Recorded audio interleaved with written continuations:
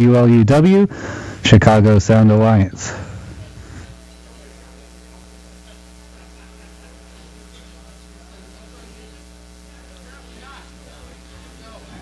Well, here we are once again at the lovely corner of Glenwood and Lunt. We're in the heart of Rogers Park, and this is Michael James, and you're listening to another edition of the Live from the Heartland show. My co-partner Katie Hogan is up there in Wisconsin. I got a picture of her this morning with Vice President Joe Biden, and she's having a good time knocking on doors. So Katie and other people out there, if you're up there doing good work, keep it up. We need all the good work that you do. We have a really nice lineup this morning. I'm going to have an old friend of mine that we were in Mexico together back in 1962 named James Darby, and we're going to talk about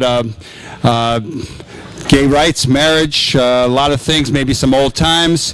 We've got Randy Nugent, and he is involved with Hard Traveling with Woody and the Hobos, and they're in town. They're doing a show here at the Heartland Cafe tomorrow night, so we're going to actually have Woody Guthrie on the show.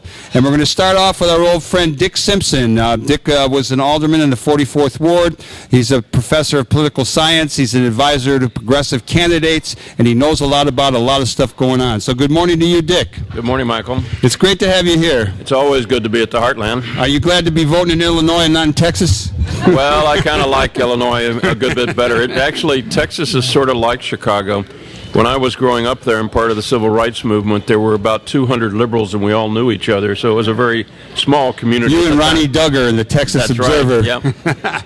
Well, there is a show down there. A guy named Thorne Dreyer, who I knew from SDS, he has a thing called Rag Radio. So those of you who want more shows like Live from the Heartland and hear some, we're combating right-wing radio.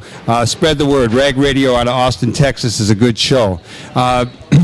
Well, we are coming up on this election. It's coming fast, and while I would like to talk some about city council and our mayor and the strike, let's start off with the election. What is your take on it? Well, if the election were held today, Obama would win by a very narrow margin, and that's primarily because there are 9 key battleground states, and in the most important of those, like Ohio, Obama's ahead about 2 percentage points. So the likelihood is very high that Obama would win today. But unfortunately, we're not having the election today. It's a couple of weeks off.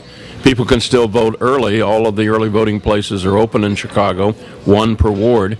But yes, not only will Chicago and Illinois go for Obama, but it looks like at the moment the Democrats will pick up 2 or maybe 3 congressional seats, and that puts the House of Representatives in play. If we win just 1 congressional seat in every other state, it's enough to turn the tide and the Democrats take over the House of Representatives. But it's all up in the air. It's all within the margin of error of public opinion polls. There's a lot of talk about who's drifting which way. As Romney played out his ascendancy, as it sort of, he was on the rise, and then all of a sudden it looked like Obama was having a good week. He got some good TV shows. But the polls, it goes back and forth. It makes one crazy if you're reading the polls. Yeah, it's not a good thing to do it a day-by-day poll or even the average poll, because the variables are still pretty much within the range of error. So you can drive yourself crazy trying to keep track of who's up today by whatever.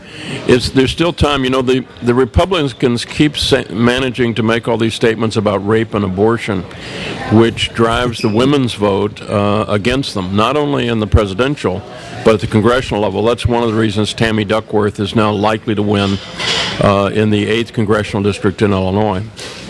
What are the other 2? You mentioned 3 races it looks like the Democrats can pick up in Illinois. What's your prediction on you got Tammy winning.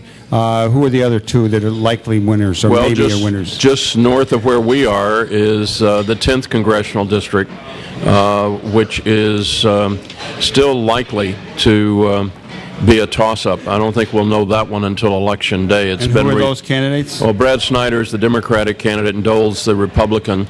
And then you've got sort of in the far suburbs, Judy Biggert against Bill Foster. And then there are 3 races downstate which could swing, which probably your listeners aren't as familiar with, and don't seem to be quite as close. What district is Joe Walsh He's running against Tammy Duckworth in the 8th District. And as of today, he's suddenly dropped almost 10 points behind.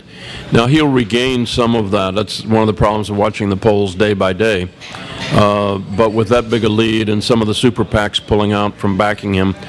And I think the Duckworth ads, which both attack him on the statements about abortion, but also on his failure to pay child alimony, that there's enough doubt about in the minds of the suburban voters that are involved that Duckworth, unless something goes wrong, will win that district, and that's one of the seats we'll gain.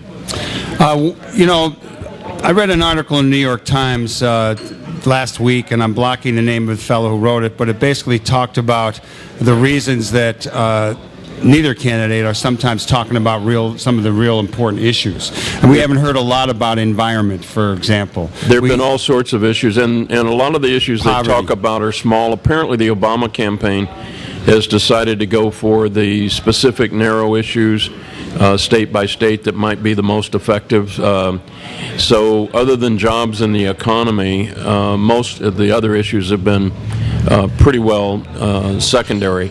So even health care, I mean, the big issue that the Democrats have going for them is the idea that, people in Social Security would suddenly go on vouchers. I don't think anybody really wants an IRA to replace their Social Security if they're the person involved.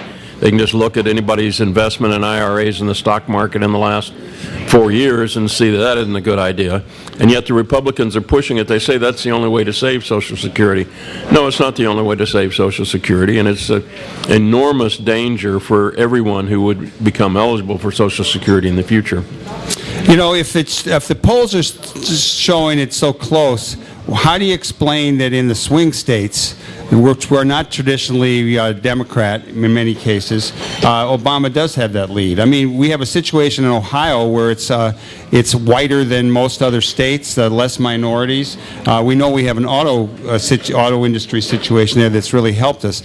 But there's a lot of contradictions, and we're used to reveling in the contradictions. But your take on some of these? Well, in Ohio, it seems to be, first, their economy is better. They have fewer unemployed than we do. I think they're down to 6% now, and we're at about 8% as a state. And in addition to that, the auto industry argument makes a huge difference there. There are hundreds of thousands of people whose jobs were saved by Obama intervening in the auto industry. And Romney's statement that we ought to let the auto industry go bankrupt and then the capital system will work just doesn't ring true. Everybody knows if it went bankrupt, Japan or somewhere else would be making the cars, not the United States. Dick Simpson, let me ask you one more thing on the national election. Well, maybe more than one, but your take on Romney's changing his position and how you think the American people perceive that, and how will the right wing of his party, which he catered to so strongly in the primaries, will they continue to stick with him? Well, the big issue in this election is what's called the ground game. It's not what the polls show. It's who shows up and votes in the election. And what's driving the right wing is their hate of Obama and the Democratic Party left. So they're still pretty enthusiastic and still going to show up. For Obama to win, he has to get his supporters. Now, he's got a better campaign structure. He's got more people like Katie trying to work the doors in nearby states like Wisconsin and Iowa, which are two of the swing states. And that really counts because if Obama folks get their people to the polls, they'll win. But in natural enthusiasm, the right wing is more revved up, and they don't care that Romney has moved to the middle because they see that as just a tactical ploy that they, with the vice president choice, with who they would elect as senator and congressman, they think they will control the agenda, that Romney will have to go along with them if he is elected because he doesn't have enough moderate Republican base to do anything else. Well, again, conversely, perhaps with Romney's, I'm not sure with his shift, but there might be, particularly around the comments that some of the Republican candidates have made around rape and abortion, that you might have some moderate Republicans decide they're going to go with Obama. The women's vote is important. By the way, the youth vote is very important and has been overlooked in this entire election. And the reason for that, very briefly, in the 2008 election, more than 50% of the youth voted, and about 80% of them voted for Obama. The 2010 election, that dropped down to about 24% voted, and that's one of the reasons the Republicans had such huge gains. The youth were turned off by the 2010 election. First, there wasn't a presidential, but in addition to that, they were turned off by the congressional candidates. If the youth registration is doing okay, not spectacular, but is substantial. At UIC, we registered 500 people since September 17th. And that's just what we did in an actual registration drive, which was nonpartisan, but it still means they're registered. The other thing that's surprising is because youth don't register unless they plan to vote. If they register, 84% of them vote. So there's enough youth vote. I mean, we talk about the senior citizens and Latinos and everybody else, but in fact, probably the Obama election is actually turning on the youth vote. If the youth show up, Obama's elected, and so are the Democrats. If the youth don't show up, the Republicans win. Well, it seems like the youth vote is starting to get in motion. Two things that come to mind is there's this young actress who is involved with, I guess, on the show and produces Girls.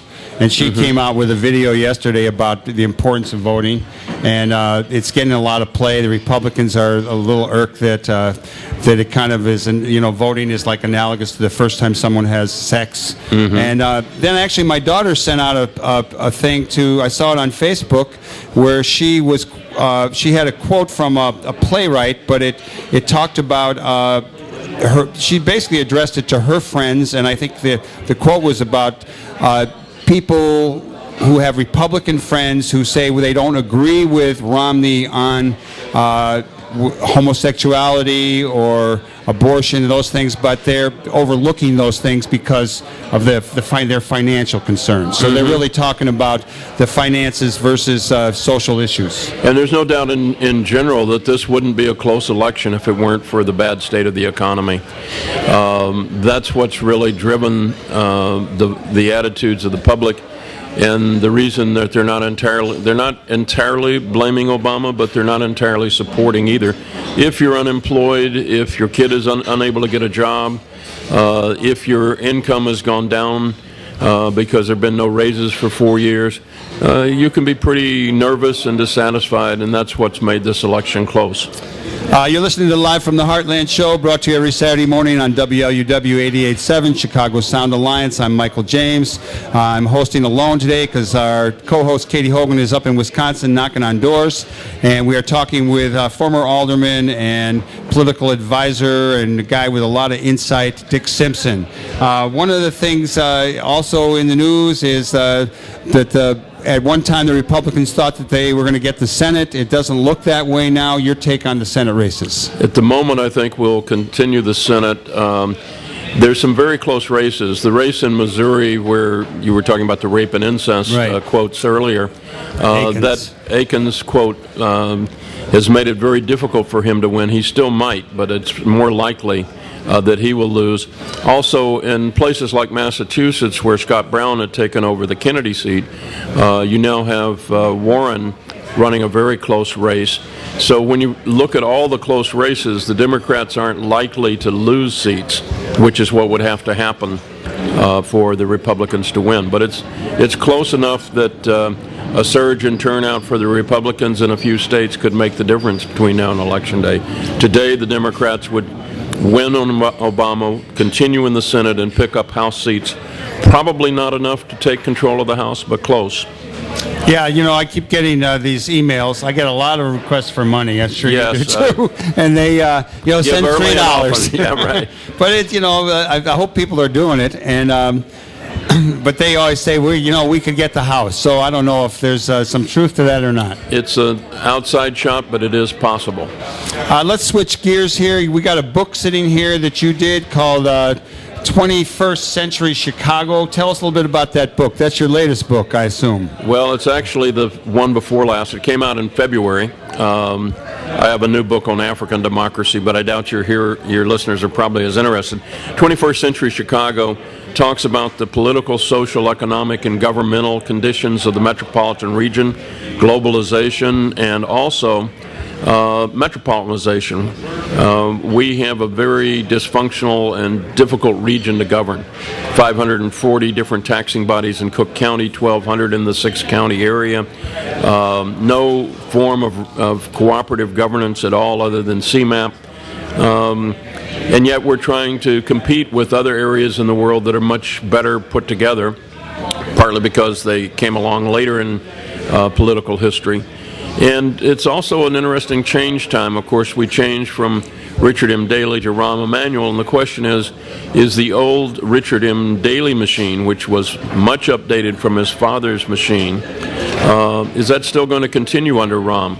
And it's going to be different. It's still shaking out a bit. There's some very interesting things happening in the city, very important things happening in the region, and our future depends on how these next few years work themselves out. What is your take on how Rahm is doing and how he is with the council? I got to admit, I voted for somebody else, and I was not real excited about him. He actually was here one time and just lauded the Heartland in a talk, and I did give him a hug, but I really am not moved to be enthusiastic about him. I hope he ordered food here early and often. Rahm Emanuel is an interesting